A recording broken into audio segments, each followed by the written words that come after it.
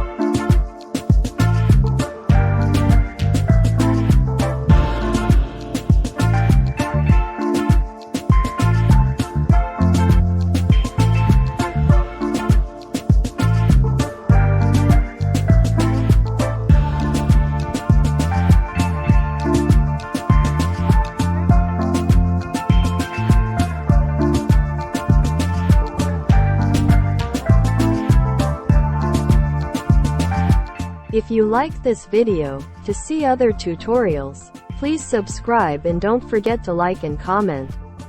Thank you.